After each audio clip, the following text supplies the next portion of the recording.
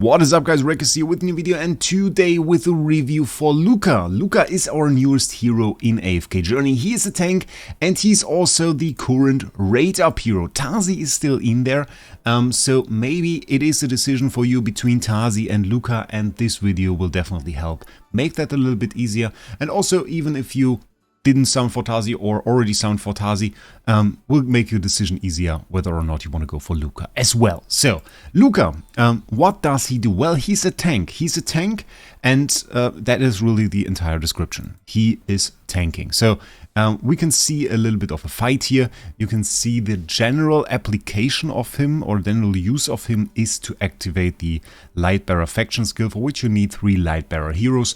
And for this team, I think in many situations he's a very optimal choice. He's a super tanky hero and makes it rather easy for the rest of your team to survive as long as the enemies focus on him. Why do I say that?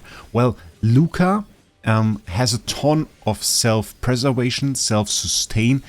He can give himself a shield, he can recover his HP, he can disarm enemies, which CCs them for a very short amount of time, and all of that makes it rather easy for him to survive. What he doesn't have, though, is anything beyond that, really.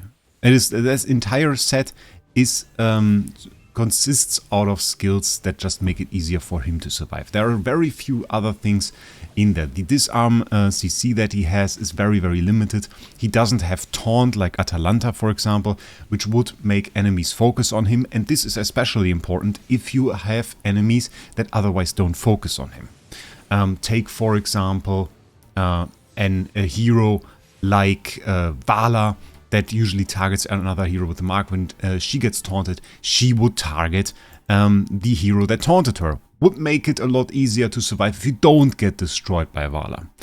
He can't do that. So he will only really take the hits from the enemies that natively target him. You can see it took a lot of damage, did that very well. At no point within this fight, and we can watch it again, did it ever seem like he was on the verge of dying. You can see the shield is actually quite massive that we have here.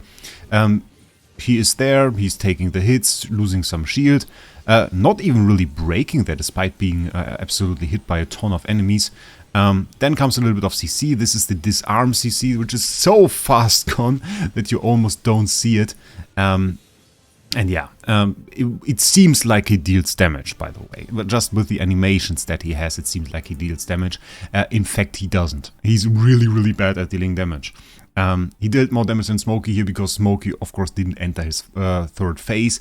But let's compare him to Roan. He dealt less damage than Roan, which is crazy to me, I have to say. While that isn't natively a trait you search for on tanks, there are certainly tanks that can deal damage. Take Fresto, for example. Is great at dealing damage. Take a Thorin. Thorin in PvP, an absolute menace in terms of dealing damage.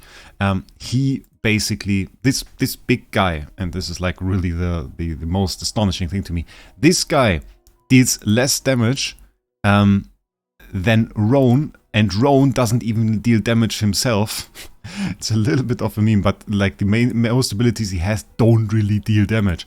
This is the only one. Roan calls on Wraec to attack an enemy. This means that our Luca, big guy Luca, deals less damage than this duck. This duck does more damage than him. Than this guy. Like, you see, is a little bit muscular. Still did less damage. And while this is funny, I mean, it is just like, you see the abilities here, you see that there are stats there, that are attacks that deal damage. They really don't. It is not like 0 damage. So, all of what he really does is sustain himself, survive, and be very tanky. And he does that well. But to the extent that he is hyped, I don't think he lives up to it. While he's very tanky, I would in any situation prefer to use Fresto. And I think the only reason that we see Luca being used in this season is because we have the Lightbearer faction skill. That, I think, is the only reason we see him being used. If you don't know what that does, it basically allows the hero on the Lightbearer faction skill tile to cast his ult again. The shadow will be spawned and this shadow will cast the ult again. And this is especially useful for multiple heroes. It is useful for Tazi. Tazi will absolutely destroy enemy stages. We can watch it once again while we're looking at that. Are those the immune guys too? Okay, no they aren't. Okay, I was worried that those guys were immune to magic damage. And really that is like the main purpose of him at the moment. And I think once this season ends, we will see a very rapid decline in his use. Maybe he will still be a tank in some teams for like Supreme Arena. Supreme Arena at the moment, he is certainly used. He is certainly used there because he's a great addition to a PvP team to activate the LB faction skill tile. You get to use a tank for your team, you get to put that in there and still have a pretty viable team nonetheless.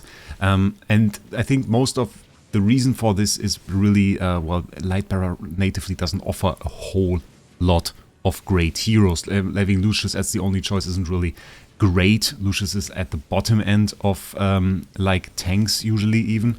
And having then an addition like Luca, who isn't a great tank, but is fairly tanky hero, a hero that innately works, that already lets him see play in those LB teams.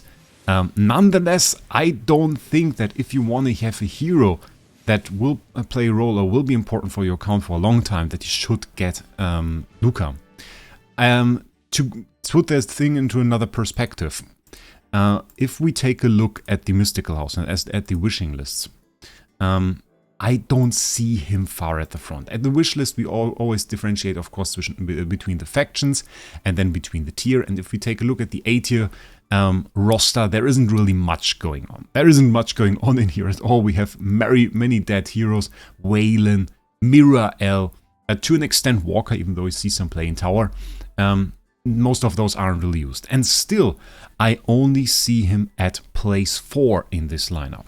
I still think you should get Corrin first. I still think you should get Merrily first. And even before Merrily, I would argue that you might want to get Sinbad first. And then there was the competition between him and Lucius. And granted, I think he won that. He won that. He is, in my opinion, more tanky than Lucius. Still, Lucius has other qualities that also let him see some use. If we take a look at Lucius, for example, who in my opinion really is his main competition, and we take a look at the ult, we have like a shield for all ally that block damage, which is very nice. He can himself gain a shield, which is also very nice. And then we also have the attack reduction perspective of this, which also helps survive against some bosses. So he not only is tanky by himself, but also makes the people around him more tanky. Something that Luca really can't say for himself. If we quickly scroll through the skills, and I don't want to read them out, we can see, okay, there's a little bit of knockback. The ultimate skill, by the way, great animation. He jumps up, takes the enemy with him, slams them into the ground. It looks great. It looks great. Then self-shield gain, interruption effect. Interruption effect is not bad, but it's also not very impactful in most cases. Spell or debuff dispelling on himself once again, and reducing damage taken is a very strong skill. The dispelling debuff part of it I've never seen have use really, to be honest. Max HP increase, and again shield, and then the only part where he supports allies, the 5% attack boost, which is not that important. So all of the skills really only focus on himself, while Lucius focus on others as well. I will see in team play, without regards to the faction skill, I would argue, well, Lucius has a little bit more use, doesn't he? In Durst Trial, I noticed, if we go into there, we can rather quickly see him dying. Like, I made this team just to show this, really.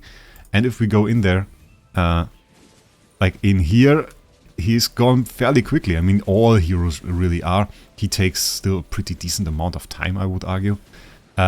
Still, nonetheless, if he's pushed very hard, he is gone fairly fast. And he sees very little play on later stages. I talked to this with Endgame from my guild. He sent me actually a gameplay of Luca in a very high stage, so we can take a look at that as well. So he sent me this season talent stage 1120 with Tazi there, which he upgraded once again. Look at that bloody whale. Madness. And he has Luca in here as well at Supreme Plus. Not super highly upgraded, but then again, well, we are in PvE. Few extra stats would help, but not too super big. You can see 97 billion was tanked. Not bad at all. With the help of Hewen here as well. Let's take a look at Luca here. And you can see, well, he survives there, even though he gets hit and certainly loses HP. And he isn't really quick to recover that. Without Hewen, he would have never lived through that, because his innate recovery is just so low. Compared to Fresto, that's a big difference. Though you would argue on that stage, well, you would probably only really survive for a decent amount of time with Brutus, so I would still argue he did a decent job here. Just know that, like, if you have a sustained amount of damage that is higher than his recovery, he will pretty much suffer, and I think his innate recovery is a little bit lower than something like Fresto, for example. So that is something to keep in mind here. Still, I mean, the team works. Use Cassidy here to push the enemies together, Rowan in there, and that worked very, very well. So, should you summon him now? In my opinion, no. He's a hero that when you have an established account, you can very well put into your wish list.